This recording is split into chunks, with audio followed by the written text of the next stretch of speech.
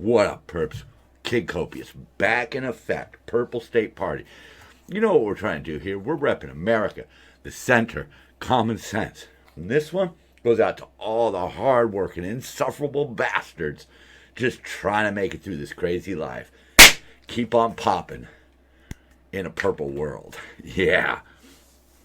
All right, so today, I'm back. I got my Let's Go Brandon shirt on here because apparently that happened a year ago. I'm not the best timekeeper, so, thank God other people keep up on this.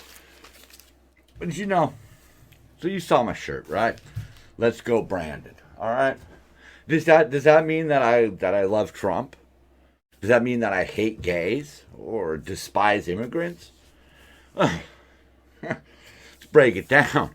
My dad is first-generation immigrant.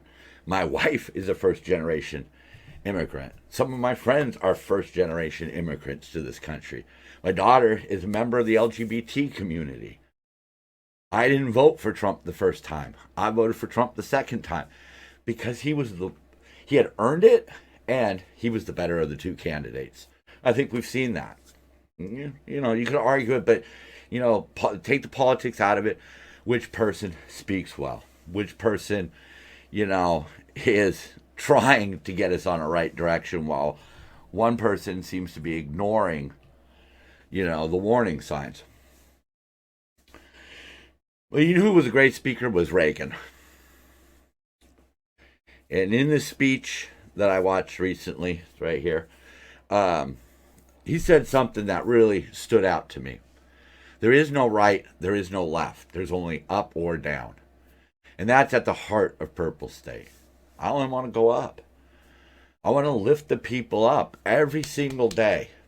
I work around and interact with people who are, myself, I know I'm at the bottom of the ladder. Okay, I always say that. One of my famous sayings is it's really difficult being at the bottom of the ladder, looking up and seeing the incompetence. But those people at those lower rungs, that's who I associate with. That's who I'm down with. I'm not some political elite. I don't get to look down from an ivory tower and make decisions to affect our lives.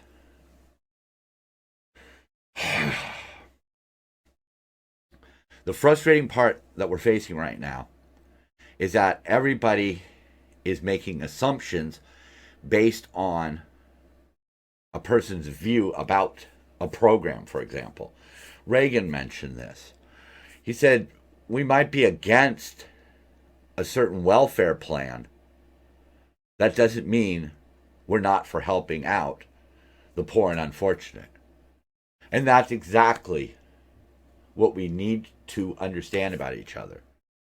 Is that I don't support Biden's plan for the border. That doesn't mean I don't support immigration.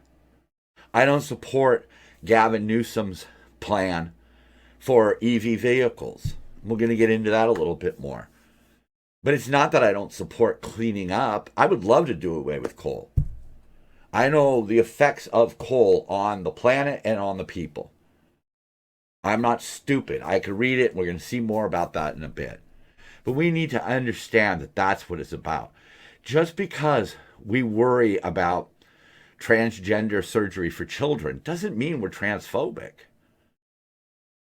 And that was something that Reagan brought up in this speech. Put your politics aside and watch this video by him. I'll put the link there, but you can see the name. It's up on the screen. Watch it and just change the names and the numbers. And 50 years have gone by, and we're still doing the same shit. And that needs to end for the betterment of everyone. Whether it's a underrepresented community or a rich person in Beverly Hills or, a gay man just trying to make it by in Kansas. If we do good by the country, we can do good by everybody in the country. And that's what we need to start looking at. Not the god dang letter next to somebody's name. Because that's not getting us anywhere. And it hasn't been working for 50 years. So something needs to change. I'll be right back with some pictures.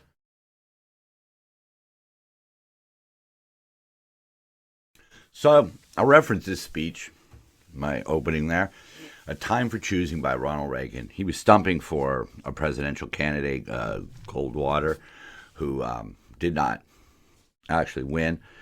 But I think there's an importance in what he's saying because he really lays out some very interesting points. And one of his points that I mentioned earlier was, just because we don't support your welfare program doesn't mean we don't want to help the poor. And one of the things that he was talking about, and it's still relevant to this day, is the fact that if you took the budget for welfare and you gave it to the people who needed it, how much money they would receive. And I don't remember, and they're very low numbers compared to today's numbers, but then he says the number that they actually get. And that's all being soaked up by government bureaucracy. Reagan famously says in this speech that, the closest thing we have to internal life is a government program. Government departments, they just don't shut them down, even when they're a bad idea. But I wanted to show you this one because I find it old stuff interesting, and that's an old address. And we used to have our phone numbers used to contain the first three letters of the city or area that you were dialing from. And I looked that one up. So once again, I find myself agreeing with somebody who I don't normally, pay much attention to. But, Al Sharpton was bringing up the fact that the Democrats have to deal with crime. And what we're seeing right now is that some crime issues are being exploited by the Republicans to make the Democrats look bad. That's the minority of the problem. The problem is that we're seeing a lot of repeat offenders who are repeating right away. I mean, there was a guy who just got out of prison for his role in a murder, and he's right back in jail for murder. I'm going to look that up, and I should have it right here. But instead of dealing with it, they try to make up excuses. They try to make up cover-ups. They'll take a problem like crime and label it a Republican talking point, and then they'll go back to their threats about democracy. And, they look at a poll like the New York Times Siena poll that found that 70% of respondents believe democracy is under a threat. So they run with that. But where does that really rank? It's 7% rank as a major issue ahead of the midterms.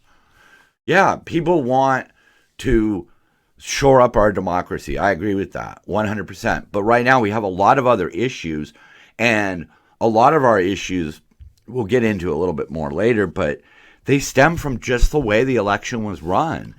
They stem from things like what we saw with the Gascon recall, which was in my last episode. But, there were 1,500 ballots that were marked valid that were entered into the computer as invalid. Mistakes or willful mistakes, sabotage. How do you know how these things happen? So, yeah, I don't want rigged elections, and I certainly don't want people storming the Capitol because they think an election was rigged. Storm the Capitol for something that we know is true. We don't know. The best we can really be is suspicious of what went on in 2020. It was weird.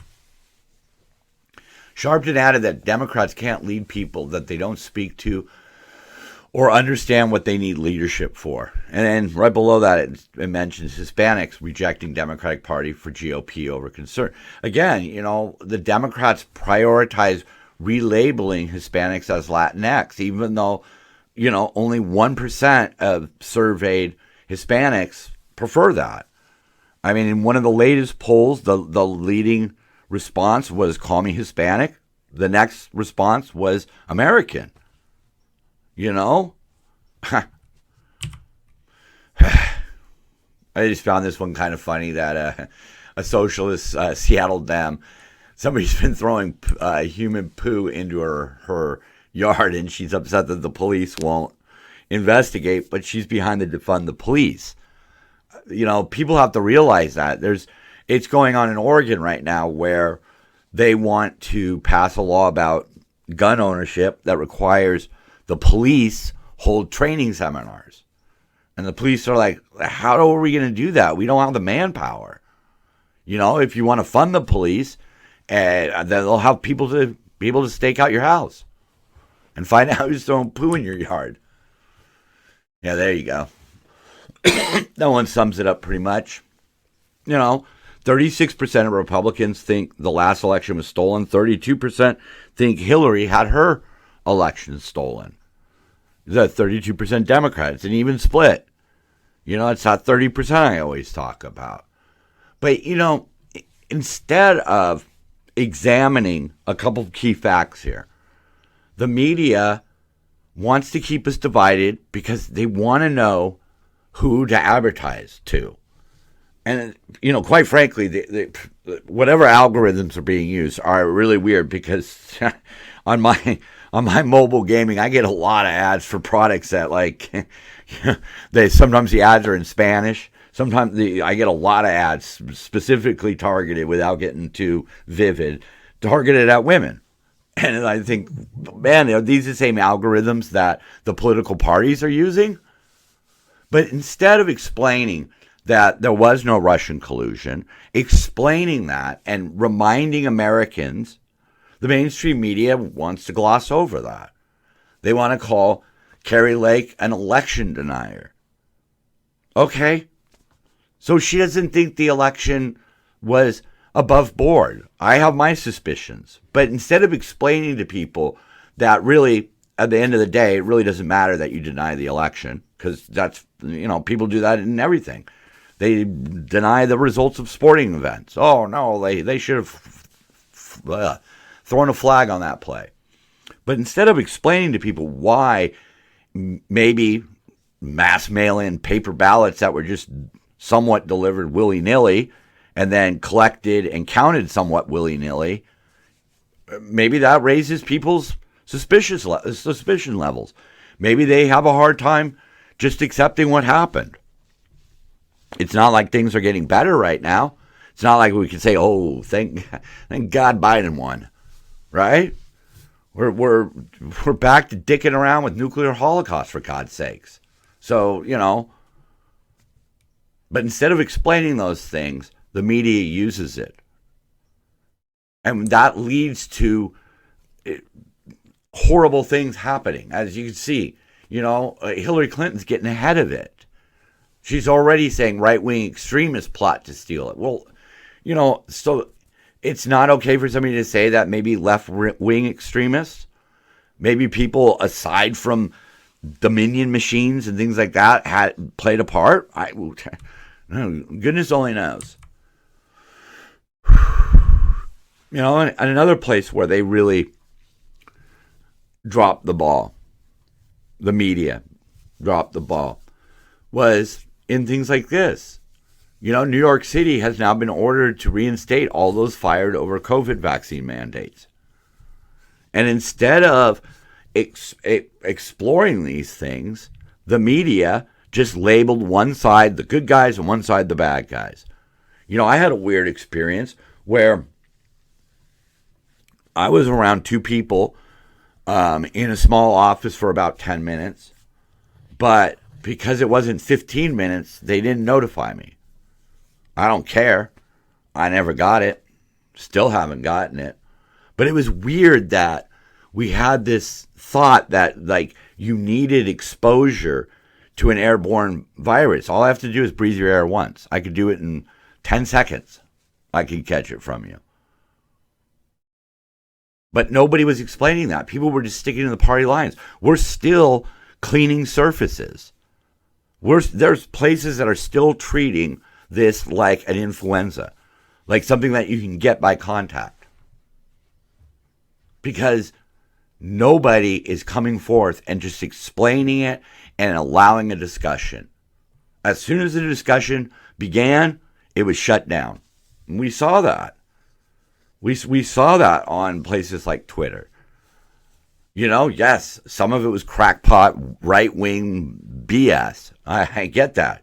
I can see that for what it is. But sometimes it was just people trying to deliver information that was maybe contradictory. Like, just the fact that not everybody needed to be so deathly afraid of it. Things like that. CDC adds declining math and English scores to list of COVID symptoms. Yeah, well, it was shutdown symptoms. That's what it really was. We did not do our children any great service. I recently was working with somebody, and she had to take time off from work to stay home with her kids, who were like, one was preschool and one was first grade. Kindergarten, excuse me. Doesn't matter. And she had to stay home because there was no alternative.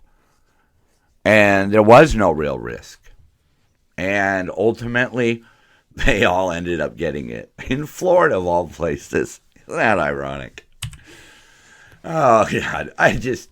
This is one of these, like, wonderful headlines, British Prime Minister names transphobic MP as Equities Minister. It just can really, this world can really do your head in, right, man? I'm telling you, man, that's why I glue myself to some Blue Dream. So, leftist protesters were spotted outside a speaking event by a conservative commentator. And they snatched the Bible, ripped it up, and one protester started eating the pages. And so I guess that would mean that at this moment you might assume, like, that I'm on the side of the Bible reading conservative. Probably not, to be honest with you. What we're seeing... What we're seeing right here, South Carolina governor plans to axe gay marriage. What does he oppose gay marriage for? If we had like a married couple Olympics, maybe it would be unfair for two men to be on the same team. But come on, my dudes, how does this affect society? You hate liberals because liberals take a perceived injustice or an accident that the media then boils into this big social, racial equity thing, and they start burning down buildings, and you get upset. But at the same time, you think you could shit all over gay marriage because my book said so, and my book's the word of God, and it's completely untouched by man. Bullshit. I read the same book. I know what went on. I know how the Bible was compiled. It is a great roadmap to a better society if you read the New Testament. The Old Testament, come on. Much like throwing out your morals because the media says you should be offended, cherry picking the Bible is just as bad. And I know you're cherry picking the Bible. I know you are. This quote, to me, really sums it up. I'd rather stand with God and be judged by the world than stand with the world and be judged by God. Okay? It's not that I believe it. What it is I. If you want to live your life by the rules of the Bible or the Quran or any other scriptures or philosophies, you have the right to do so. But you don't want Sharia law, so why do you feel that gay marriage is against our traditions? Why do you care? It does not affect society one damn bit. It only improves society. It gives rights to people who are being denied rights because of some arbitrary decision, some arbitrary rule that somebody set up that it was a marriage was only between a man and a woman. So that allows you to deny people their rights? That's ridiculous. That is as ridiculous as banning abortion.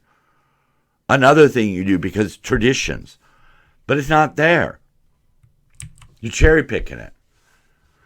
And all of this culminates with Paul Pelosi getting a hammer to the head. Yeah.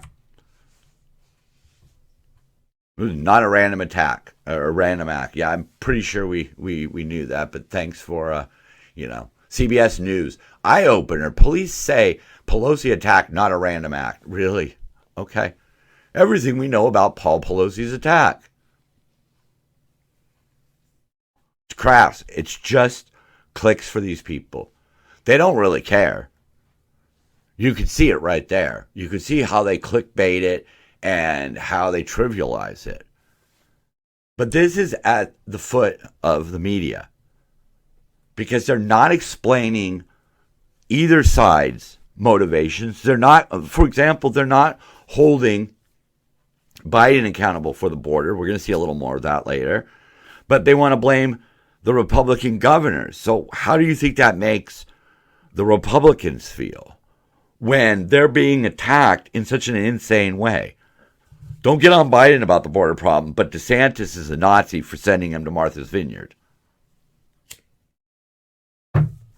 Or whoever that was. It's at the media's feet. They're the ones who could be bringing some calm to this storm. But instead, they're stoking it. Both sides. Elon Musk admits he just spent $44 billion just to pull off a dad joke. He walked into Twitter HQ and he's like, let this sink in. Now, I support what he's doing. He's to replace 3,200 Twitter employees with one hardworking immigrant named Amar. That's freaking great. And yeah, he got rid of these people, the ones that banned political ads and censored the Hunter Biden story. Of course, he sent out a tweet, the bird is freed. And Musk announced his plan to reduce Twitter workforce to only 280 characters. He locked out the Twitter engineers, and his Tesla staff reviewed the code. I guess they want to know, why isn't Twitter making any money? My guess is they spend too much on frickin' brunches and foosball tables, but anyone's guess? No. But he finally, finalized the deal. And, of course, use of N-word on Twitter jumped by about 500% as trolls test limits. He hasn't even made any changes. And these people are rushing out and they're tweeting the most inane fucking shit. They're bringing up stuff that just tweeting out Trump won. What good does that do anyone? What good does that do anyone? It doesn't. It's not explaining why somebody might feel that way. It's just stoking the fire. That's all it is. He fired the CEO, and the dude's going to get like $100 million or $200. He's going to pay so much money just to get rid of these people because of the sweetheart deals that they had when Twitter was, completely unhinged. I mean, look it up. From what I understand, they don't make a profit. They're a pretty powerful media force, and they're not really even turning a profit. But then again, it's all softy, and it's being run with a one-sided agenda, an echo chamber. And those echo chambers, man, those are a dangerous thing because that's how the crazy shit out there gets started. The real crazy shit. You think it's spicy now? They could take it up a million Scovilles. And echo chambers are the best way to do it. That's what's going on with a lot of the violence out there. Is people are co-signing the violence and then co-signing the cosign. Nobody there to just bring any sort of calm. Yeah. That's what I try to do, and I'm lucky if I get double-digit views. But if I spew hatred, the whole world would hear it. Great. I like this. From Essentially Sports, Elon Musk forces WWF legend to leave Twitter after acquisition despite being a fan favorite. Yeah, I don't call it WWE. It's WWF to me. That's what it was when I was born, and that's what I'll call it until I leave. But I guess Mick Foley said he'd leave the platform. So you go back to this, forces. I don't know that he forced him. He deleted or maybe deactivated. However, there's no exact confirmation if Mankind left the platform after Musk finally bought it. Okie dokie. So we don't really know why he left, but he's going to do the knee-jerk reaction and leave because Elon bought it. Like, what do you think is going to happen, Mick? You could just, you could just do what this dude's doing. Just don't read tweets you don't like. How about that? If you want to live in an echo chamber, live in an echo chamber. If you don't want to live in an echo chamber, listen to sensible people on both sides. There are people out there who are sensible. You don't have to get all of your Republican information from an Alex Jones or Tucker or some Ben Shapiro.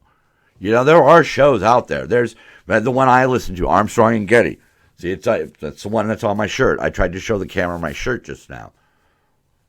But you can listen to rational individuals on both sides of the fence. You don't have to just listen to the fringe.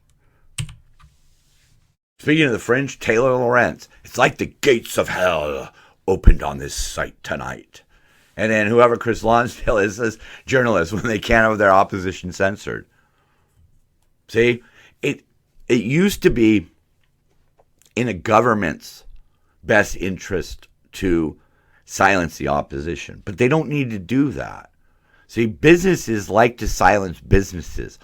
Don't pretend that the New York Times or the LA Times or CNN or Fox News, don't pretend that they're not a business. They are a business, and their product is information. The way they get you to buy it is by tuning in or by clicking on it. And if you could silence your opposition, if you could form that echo chamber, then you know exactly who you're advertising to. Yeah. So again, talking about how I support immigration, but I don't support Biden's plan. The fiscal year 2022 ended with 2.3 million migrant encounters. That's basically people coming into the country because that's what we're doing. We're getting them. And it doesn't even include the known getaways. The known gotaways, known. God only knows what the real number is. But let's just stick with the 2.3. Look where that ranks on our population. See that? Oh, look at that. I didn't know I could do that. There we go. Houston. About right there. It's in this neighborhood. So it's number 3 or 4. You throw in all the extras, the people who got away, and you're talking about the 3rd largest city in America has just entered our country in 1 year, and we have no plan. And when the border towns that are getting something in the neighborhood of 5,000 a day try to spread that out, they're labeled as racist. It's labeled a political stunt. Well, why aren't you dropping your party affiliation and offering to help? Why isn't these blue states and cities, why aren't they offering help? Because they're Republicans that are faced with this dilemma. We're no longer pulling together as Americans to do the right thing. No, it's all political now. Isn't that great? Now I got to figure out how I move my pictures because that has now become a problem. There we go. So, it's a learning process and we're all learning together. They were looking at the news and they found that the liberal networks basically didn't touch the border until they started having the stories about DeSantis and Abbott sending a few thousand migrants to liberal enclaves, such as New York City and Martha's Vineyard. Then they turned on them. They said, we could wield this against the Republican governors. We could say that they are against the Hispanic community. We could say they are bigots and racists. We could say all these things because, look, they're getting overwhelmed and they're having to send these migrants to other cities. And Biden was doing it, and we cover that up. But now we can pounce? Where is just the honest discussion of how we're supposed to handle our third largest city just suddenly moving into the country? Where's any rational discussion? Yeah. Speaking of rational, these people, they've glued their hands to a Ferrari. They've glued their hands to a table, a Vermeer. They had the Van Gogh. There was one that happened live on television. I've been trying to find it. It was overseas. And the guy glues his hands to the desk. And so security just picks up the desk, moves it off the stage, and leaves it on its side, and the guy eventually fell off. Oh, man. Oh, nice to see DiCaprio getting in on it. To protest contributors to climate change, Leonardo DiCaprio glues self to self. Yeah. Because, people like John Kerry fly around in a private jet and then tell us that we shouldn't drive a car. Yeah, it's madness. And it's starting to spill over. This happened, I believe, in London. And drivers just started dragging people off. And they would run back on. Well, see, what you need is you need to get, some of the drivers to just hold these people off to the side so that we can clear the cars and, get traffic flowing again. But they didn't want to be quite that harsh. So one of my problems with what these gluing their hand protesters are all about is the fact that they don't want to use nuclear. And that is the big hole in their whole protest. Nuclear, as far as just killing people, nuclear is the safest. That, to me, is crazy. Look at over there, right there. Nuclear is safest. We remember Chernobyl and 3 Mile Island and things like that. But look at these numbers. And this section over here, coal, oil, gas, bad for the environment. Hydro, solar's great and wind's great, but at what cost? The amount of mining that is going to have to happen to build batteries to keep electricity stored. Coal kills 4,400 people daily in China alone. Nuclear, not so much. But people don't want to use it. And now we're starting to see how bad it really is. EVs are worse for the environment. You have to drive them a long time. And they're not cheap. They're not cheap to repair. They're not easy to charge. I mean, how are we supposed to operate if you have to stop to get fuel and you got to kill an hour or two? That's crazy time, man. And most of the electricity in the United States is made with coal and gas, not nuclear. Germany is dismantling a wind farm to make way for a coal mine. You make reactors, but they want to shut their reactors off. Greta Thunberg went off on that. They want to shut down their reactors and fire up the coal because for whatever reason, they're more scared of nuclear. And it's a huge hole in their argument. Nuclear waste can be recycled. It can be reused. If we start using it, we could really start researching it. We could really start dealing with it. But the same people who want us off coal and oil don't want to use nuclear. And it's not based on any real fear. It's not. Wow. We're already to the end there. So, I started this with a piece done by Ronald Reagan.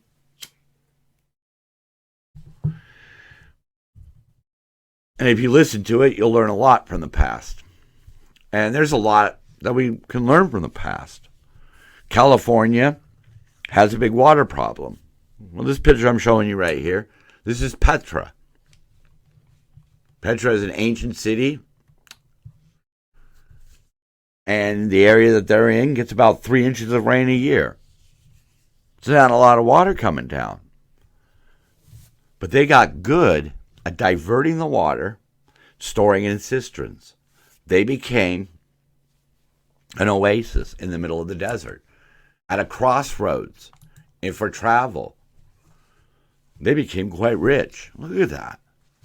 Look what they did with just a little bit of hard work and determination. And that's what we need. We need hard work and determination, because we're facing crises all over the world, and we're not looking at real solutions. Their solution: collect the runoff from the mountains into cisterns. And they did it. They didn't worry about which political side or who that would benefit. They did that as a society, knowing that that was the answer.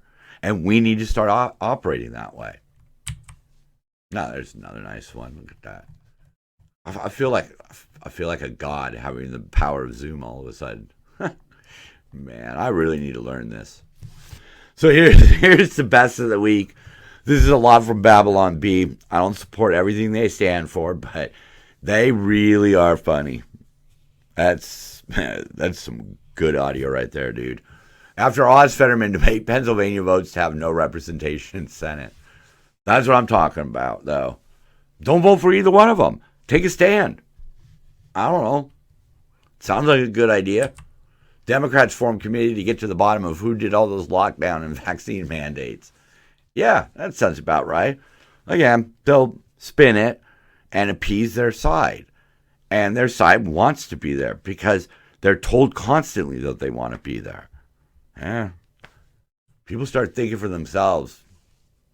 Republicans and Democrats, they're going to have to find new jobs. Women are so emotional, says man whose entire mood hinges on performance of favorite sports ball team. Sports ball.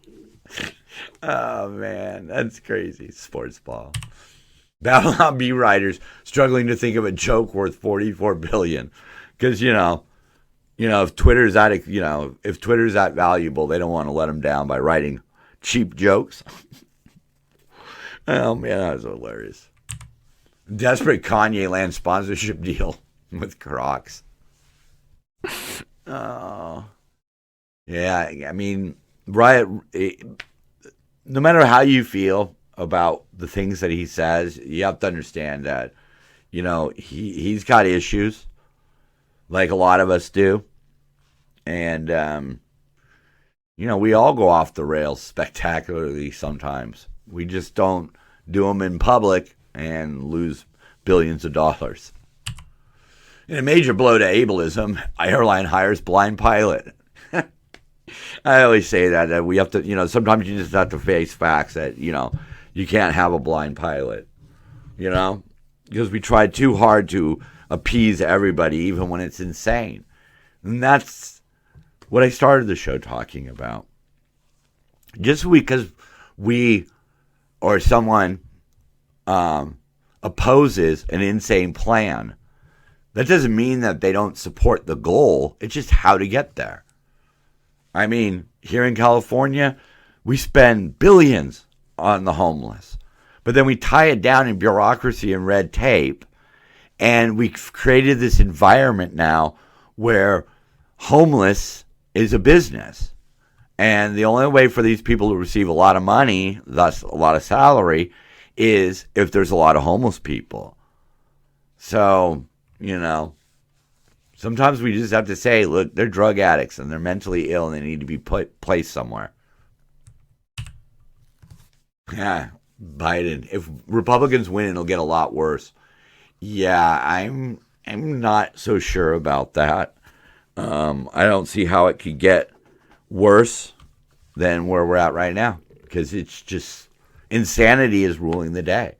We are allowing media conglomerates to dictate social conversation, and it is just leading to a lot of anger on both sides of the fence, and we're seeing violence all over now that is just purely politically motivated. And this country was not founded to be that way. Well, to be honest, though, after the Revolutionary War, they did tar and feather a lot of loyalists. So, yeah, I don't know. Maybe we were founded on that.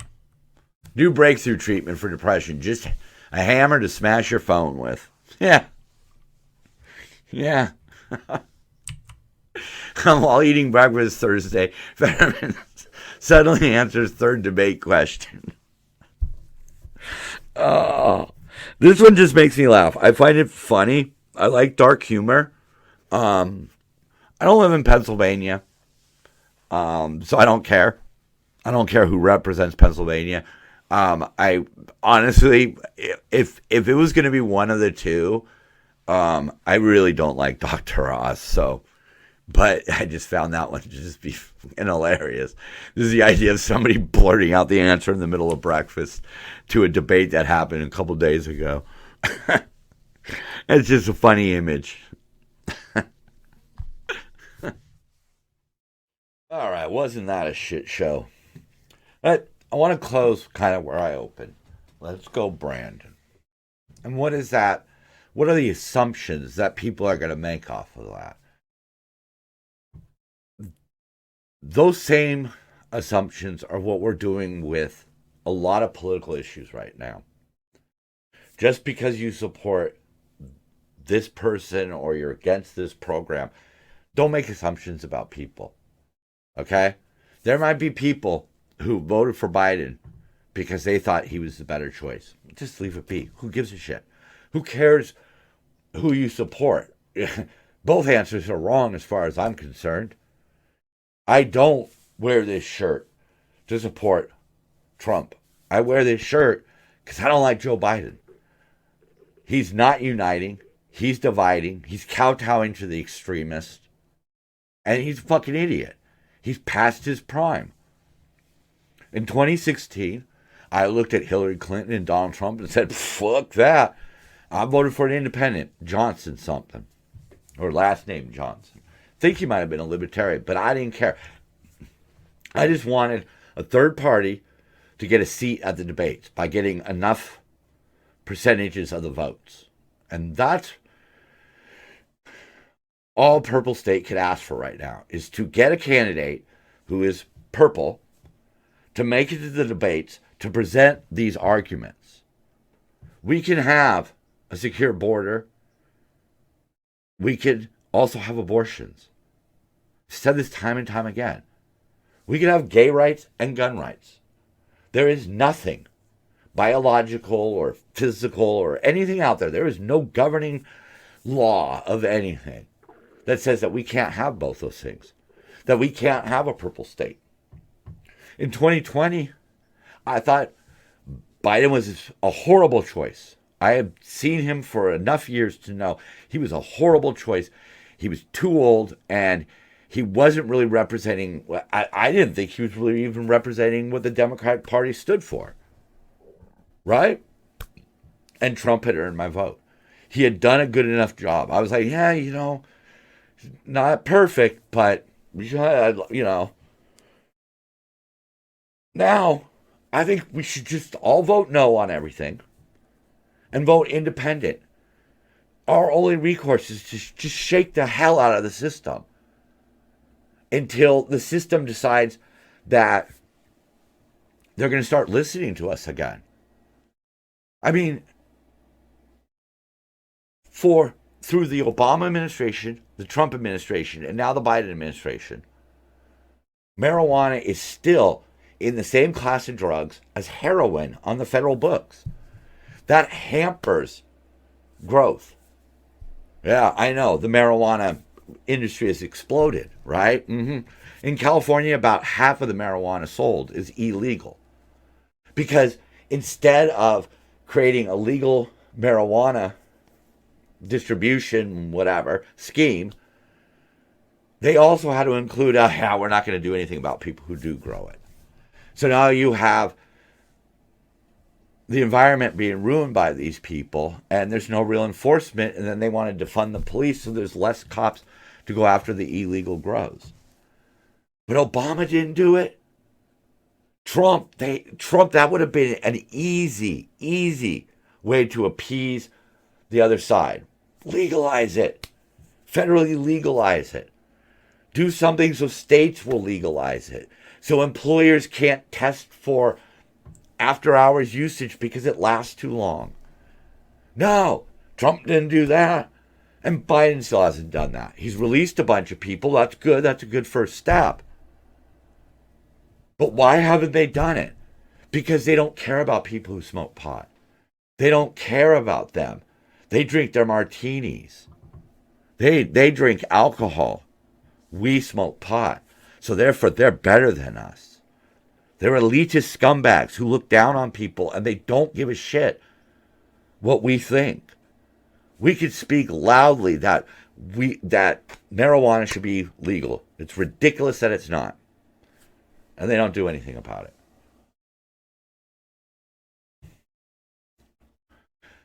We can do this. I'm Kid Copious. I'm Purple State. So are you.